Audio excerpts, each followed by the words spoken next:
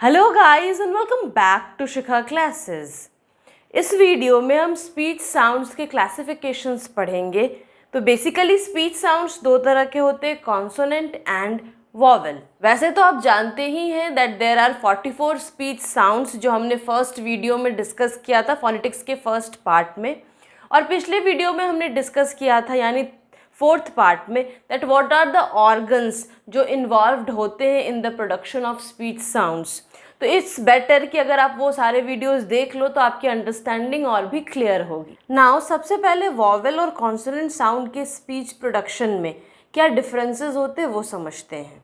जब भी हम कोई वॉवेल साउंड को प्रोनाउंस करते हैं जैसे ऊ या फिर ई, तो आप देखो इनके प्रोडक्शन के वक्त जो लंग्स से एयर निकलता है जिसकी वजह से इंग्लिश में सारे स्पीच साउंड्स प्रोड्यूस होते हैं, तो उस एयर के पाथ में, बाहर निकलने के रास्ते में कोई ब्लॉकेज नहीं होता है। जो पैसेज है वो क्लियर होता है। मीन्स द एयर जो एस्केप कर रहा है लंग्स से वो फ्रीली कॉन्टिन्यूअसली मूव करता है and that moves only through the mouth, क्योंकि जो एयर लंग्स से निकल रहा है वो माउथ से भी मूव कर सकता है बाहर और नोज से भी। लेकिन जब हम वॉवेल साउंड को प्रोड्यूस करते हैं तो नेज़ल पैसेज को बंद किया जाता है, जो हम आगे पढ़ेंगे। ऐसा किया जाता है सॉफ्ट पैलेट को ऊपर करके। तो नेज़ल पैसेज ब्लॉक हो गया तो जब भी हम वॉवेल साउंड प्रोड्यूस करते हैं सारा एयर माउथ से बाहर निकलता है और उसके रास्ते में कोई ब्लॉकेज नहीं होता है। It's frictionless. लेकिन जब भी हम कॉन्सोनेंट साउंड प्रोड्यूस करते हैं तो ऐसा ज़रूरी नहीं है कि नेज़ल पैसेज हमेशा बंद हो। कुछ साउंड्स के प्रोडक्शन के वक्त बंद भी होता है, पर कुछ साउंड के प्रोडक्शन के वक्त म, न या अंग, इन साउंड्स के प्रोडक्शन के वक्त हमारा इनफैक्ट ओरल पैसेज ही बंद होता है और सारा एयर नोज से निकलता है। जैसे आप प बोलो तो आपको माउथ के एयर का एक फील होगा हाथ में, लेकिन आप म बोलो तो आपको मुंह से हवा का कोई फीलिंग नहीं आएगा। आपको क्लियरली समझ में आएगा that the air is passing through the nose. So concluding the point, हम जब भी एक कॉन्सोनेंट साउंड को प्रोड्यूस करते हैं इन दैट केस एयर कभी भी फ्रीली मूव नहीं करता।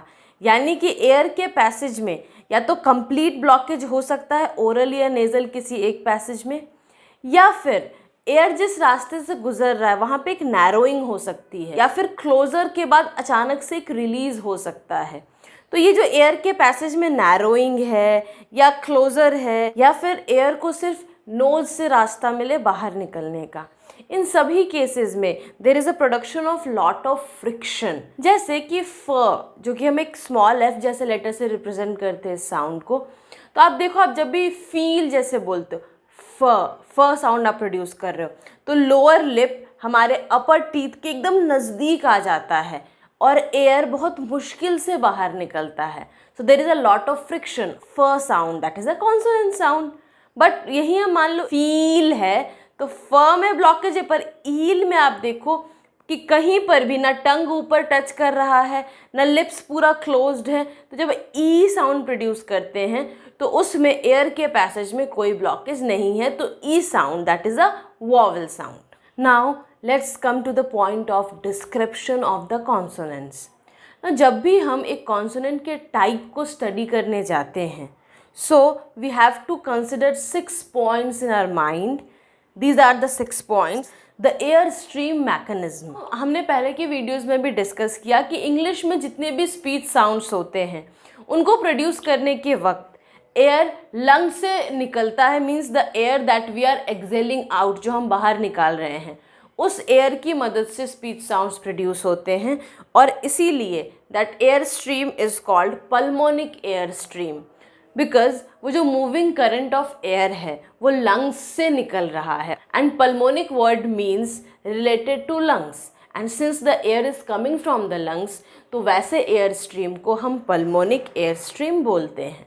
और जो एयर स्ट्रीम बाहर निकलता है उसे इग्रेसिव एयर स्ट्रीम बोलते हैं। सो इट्स क्लियर कि इंग्लिश स्पीच साउंड को प्रोड्यूस करते वक्त जो एयर स्ट्रीम होता है that is what we call pulmonic egressive air stream mechanism. Second factor was the state of the glottis, means vocal cord के बीच के gaps कैसे हैं, ज़्यादा हैं, कम हैं। और state of glottis के हिसाब से हम किसी भी consonant sound को दो भाग में बांटते हैं, that is voiced and voiceless. तो जब भी किसी साउंड को प्रोड्यूस करते वक्त वोकल कॉर्ड के बीच काफ़ी गैप है, वो एक दूसरे से बहुत दूर हैं, दैट इज़ ग्लॉटिस वाइड है। ग्लॉटिस क्या है? वोकल कॉर्ड के बीच का गैप। तो अगर वोकल कॉर्ड दूर है तो ग्लॉटिस काफ़ी वाइड है, तो इन दैट केस वो वोकल कॉर्ड्स वाइब्रेट नहीं करते और ऐसे साउंड्स को हम वॉइसलेस साउंड्स कहते हैं। इसके एग्जाम्पल्स हमने 4th वीडियो में ऑलरेडी डिस्कस किए हैं। और जिन साउंड्स के प्रोडक्शन के वक्त वोकल कॉर्ड को काफ़ी नज़दीक लाया जाता है और वो कॉन्टिन्यूसली वाइब्रेट करते हैं because they are very near each other, they are known as voiced sounds. For example, you can see it there. Now the third factor was the position of the soft palate. Soft palate को Welham भी बोला जाता है. Soft palate यानी Welham को हम ऊपर और नीचे मूव कर सकते हैं. When it is moved up, जब हम सॉफ्ट पैलेट को ऊपर की तरफ मूव करते हैं तो वो फेरिंग्स के बैक वॉल को टच करता है. और ऐसे पोजीशन में जब सॉफ्ट पैलेट ऊपर की तरफ मूव्ड है और वो फेरिंग्स के बैक वॉल को टच कर रहा है तो नेज़ल पैसेज कम्प्लीटली ब्लॉक्ड होता है. जैसे कि आप ये फिगर देख सकते हैं, सॉफ्ट पैलेट और फेरिंग्स के वॉल दोनों एकदम सटे हुए हैं, तो नेज़ल पैसेज ब्लॉक्ड है तो complete release of air that will happen through the mouth. और अगर सॉफ्ट पैलेट को नीचे मूव करा दिया जाए तो आप देख सकते हो कि फेरिंग्स के वॉल और उनके बीच एक गैप हो गया. तो ऐसे केस में एयर ओरल पैसेज से भी निकल सकता है और नेज़ल पैसेज दोनों से निकलेगा. वेलम के पोजीशन से सिर्फ नेज़ल पैसेज खुलता है या बंद होता है, उसको ओरल पैसेज या ओरल कैविटी से कोई लेना देना नहीं. इंग्लिश में 20 वॉवल्स होते हैं और सारे वॉवल्स ओरल साउंड्स के अंदर में आते हैं. और स्पीच साउंड्स में 24 कॉन्सोनेंट्स होते हैं, जिनमें से 3 को छोड़ करके M, N एंड दैट अंग साउंड, सिंबल N के नीचे एक स्मॉल डॉट है, इन तीनों को छोड़कर बाकी सारे कॉन्सोनेंट्स यानी कि 24 में से 21 कॉन्सोनेंट्स वो भी ओरल होते हैं. ये 3 साउंड्स हैं जो ओरल साउंड नहीं हैं. तो इन साउंड्स को प्रोड्यूस करते वक्त ओरल पैसेज किसी ना किसी तरह से ब्लॉक हो जाता है, या तो हमारे लिप्स सट जाते हैं या फिर टंग का कोई पोर्शन ऊपर पैलेट की किसी पोर्शन को टच कर देता है. और ओरल पैसेज ब्लॉक होने के कारण सारा एयर सिर्फ नोज से रिलीज होता है and such sounds are called nasal sounds. English में तो नहीं होता बट अलग लैंग्वेज जैसे हिंदी में या फ्रेंच में ऐसे भी साउंड्स प्रोड्यूस होते हैं जिनमें ना ओरल पैसेज ब्लॉक होता है ना ही नेज़ल पैसेज ब्लॉक होता है, दोनों के थ्रू साउंड्स निकलते हैं. और वैसे स्पीच साउंड्स को हम नेज़लाइज्ड साउंड्स कहते हैं, बट ऐसे स्पीच साउंड इंग्लिश लैंग्वेज में नहीं होते हैं. Now the next point is active and passive articulators. वो ऑर्गन्स जो दूसरे ऑर्गन के तरफ मूव करते किसी स्पीच साउंड को प्रोड्यूस करने के लिए, उन्हें एक्टिव आर्टिकुलेटर्स कहते हैं. और ये एक्टिव आर्टिकुलेटर्स जिस ऑर्गन के तरफ मूव करते हैं वो ऑर्गन पैसिव आर्टिकुलेटर कहलाता है. जैसे लोअर लिप्स या टंग, ये सभी एक्टिव आर्टिकुलेटर्स हैं. और अपर लिप या फिर माउथ का जो रूफ है अंदर से, इनमें जो भी पार्ट्स आते हैं they are passive articulators. Now जब हम फैन वर्ड बोलते हैं तो फ साउंड प्रोड्यूस करते वक्त हमारा लोअर लिप उठता है और बहुत स्लाइटली हमारे अपर टीथ के पास जाके टच करता है. सो lower lip is moving towards the upper teeth. तो लोअर लिप एक्टिव आर्टिकुलेटर होगा और अपर टीथ पैसिव आर्टिकुलेटर होगा. नाउ डिपेंडिंग अपॉन कि कौन सा आर्टिकुलेटर यूज़ हो रहा है for the production of a speech sound, हमने जितने भी कॉन्सोनेंट्स हैं उनको इन 10 वेराइटीज़ में डिवाइड किया है. ना ये चार्ट आपको बताता है what is the place of articulation, means जब कोई स्पीच साउंड प्रोड्यूस करते हैं तो कौन से पार्ट्स मूव कर रहे हैं, कौन सा प्लेस है जिसकी हेल्प से वो स्पीच साउंड प्रोड्यूस हो रहा है. तो यहाँ पे आप देख सकते हो, एक सीरियल नंबर को छोड़ दें तो 3 कॉलम्स हैं. फर्स्ट ये बता रहा है कि कौन से आर्टिकुलेटर्स यूज़ हो रहे हैं. Second is the place of articulation. और एक्चुअली जो सेकेंड कॉलम है यही उन कॉन्सोनेंट का एक वैरायटी, एक नाम भी पड़ जाता है जो हम आगे पढ़ेंगे डिटेल में, जो प्लेस ऑफ आर्टिकुलेशन के नीचे जो नाम दिए हुए हैं. एंड लास्ट है इंग्लिश साउंड के वो एग्जाम्पल्स जो इन कैटेगरीज में आते हैं. The first is bilabial. आप बीच में देखो तो लैबियल वर्ड क्लियर है कि लिप्स से related and bi means two. तो जाहिर सी बात है कि जो बाइलैबियल कॉन्सोनेंट होंगे उनके प्रोडक्शन के वक्त जो आर्टिकुलेटर्स होंगे they will be the two lips, क्योंकि bi is two and labial is lips. Bilabial के एग्जाम्पल्स में आ जाते हैं प, ब एंड म, ये सारे sounds, that is 3 in number. तो पी, बी और एम जो स्पीच साउंड को मेंशन कर रहे हैं उसके बगल में 3 लिखा हुआ, ये बताने के लिए कि 3 कॉन्सोनेंट साउंड्स बाइलैबियल कैटेगरी में आते हैं। सेकेंड इज लैबियोडेंटल, नाम से ही clear, labio is related to lips and dental is related to teeth. तो ऐसे साउंड्स को प्रोड्यूस करते वक्त हमारा लोअर लिप अपर टीथ के तरफ मूव करता है। सो lower lip is the active articulator and upper teeth is the passive articulator. Third is dental और इंटरडेंटल। ऐसे साउंड्स के प्रोडक्शन के वक्त हमारे टंग का टिप या फिर ब्लेड ऊपर के फ्रंट टीथ को टच करता है। एग्जाम्पल, ये जो थीटा के जैसा एक सिंबल है वो थ साउंड को रिप्रेजेंट करता है। तो आप देखो जब भी आप थ या फिर द, जो दूसरा सिंबल है वो द साउंड को रिप्रेजेंट करता है। तो जब भी आप ये 2 साउंड्स प्रोड्यूस करते हो तो हमारे जीभ का जो ब्लेड या टिप है वो अपर फ्रंट टीथ को टच करता है। Fourth is alveolar. ऐसे साउंड्स को प्रोड्यूस करते वक्त टिप या फिर टंग का ब्लेड और टीथ रिज इन दोनों के बीच कांटेक्ट होता है। ऑफ कोर्स हमारा टंग यहाँ पर एक्टिव आर्टिकुलेटर है और टीथ रिज पैसिव आर्टिकुलेटर है। अगर आपने नहीं पढ़ा है तो टीथ रिज कहते हैं वो पॉइंट जहाँ अपर टीथ एंड हो रहा है और पैलेट का आगे का portion. Fifth is post alveolar. ऐसे साउंड्स को प्रोड्यूस करते वक्त हमारे टंग का tip roof of the mouth के उस पॉइंट को टच करता है, that is just behind the teeth ridge. तो ऐसे कौन से साउंड्स हैं? तो लेटर आर इंग्लिश में उनका तब का प्रोनाउंसिएशन जब वो एक साइलेंट डब्ल्यू के बाद यूज़ होते हैं, जैसे राइट। तो राइट वर्ड में WRITE जहाँ पे W साइलेंट है, तो पोस्ट एल्वियोलर में सिर्फ एक ही स्पीच साउंड आएगा। 6th में पैलेटल है। तो पैलेटल क्लियर है कि वो पैलेट से कहीं ना कहीं एक रिलेशन होगा। इसमें टंग का फ्रंट पोर्शन हार्ड पैलेट को टच करता है। Tongue is the active articulator and hard palate is the passive articulator. इसमें एक साउंड आता है दैट इज य, जो कि हम स्मॉल j के जैसे एक सिंबल से रिप्रेजेंट करते हैं, as in the word yes. 7th is palato alveolar. तो पैलेटो है तो क्लियर है पैलेट इन्वॉल्व होगा, और एल्वियोलर है तो हमने जैसा पहले ही पढ़ा था क्लियर है कि टंग का ब्लेड और फ्रंट पोर्शन इन्वॉल्व होगा।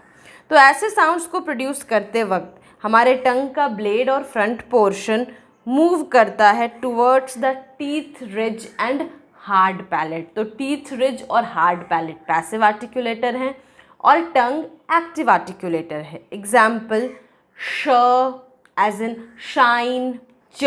तो इसमें अगेन 4 सिंबल्स आते हैं। 8th is velar. इसमें हमारे टंग का बैक का पोर्शन और सॉफ्ट पैलेट इन्वॉल्व होता है। इसमें भी 3 स्पीच साउंड्स आते हैं। 9th is ग्लॉटल। तो ग्लॉटल है दैट मीन्स ग्लॉटिस से कोई रिलेशन है, दैट मीन्स कि यहाँ पे वोकल कॉर्ड्स के द्वारा साउंड प्रोड्यूस होता है, ह साउंड। तो इसमें अगेन एक एग्जाम्पल है इसका। And last is labial velar. Labial तो लिप से रिलेशन होगा और वेलर मतलब सॉफ्ट पैलेट को वेलम कहते हैं, तो सॉफ्ट पैलेट से रिलेशन होगा। और इस साउंड को प्रोड्यूस करते वक्त हमारा lower lip and back of the tongue, ये दोनों एक्टिव आर्टिकुलेटर्स हैं, ये टच करते हैं अपर लिप और वेलम को, यानी सॉफ्ट पैलेट को। तो अपर लिप और सॉफ्ट पैलेट ये पैसिव आर्टिकुलेटर्स होंगे। इसका एग्जाम्पल है व साउंड, जो रिप्रेजेंट किया जाता है W जैसे एक लेटर से, व। तो आप देखो हमारा लोअर लिप अपर लिप को टच करता है और टंग का बैक पोर्शन सॉफ्ट पैलेट को टच करता है। जो लास्ट में सारे कॉन्सोनेंट के नंबर दिए थे कि कौन से कैटेगरी में कितने आ रहे हैं, सबको जोड़ोगे it will sum up to 24, that is 24 consonant sounds हमारे इंग्लिश लैंग्वेज में होते हैं। Now the 6th point, the 6th factor that decides the type of consonant sound is the structure involved. Now structure का यहाँ पर क्या मतलब है? the relationship between the active and passive articulators. Now what do we mean by the relation between active and passive articulators?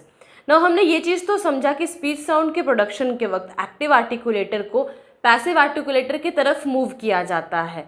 Now इसमें 3 cases हो सकते हैं. केस 1 कि एक्टिव आर्टिकुलेटर को पूरा क्लोज से सटा दिया जाए पैसिव आर्टिकुलेटर से, या फिर एक्टिव आर्टिकुलेटर को पैसिव आर्टिकुलेटर के पास लाया तो जाए पर उनके बीच एक थोड़ा सा गैप हो, वो पूरा सटा न हो, या फिर एक्टिव आर्टिकुलेटर को पैसिव आर्टिकुलेटर के पास इस तरह से ले जाया जाए कि दोनों के बीच काफ़ी गैप रह जाए. तो इस बेसिस पर हम सब पॉइंट्स में कॉन्सोनेंट को डिवाइड कर सकते हैं.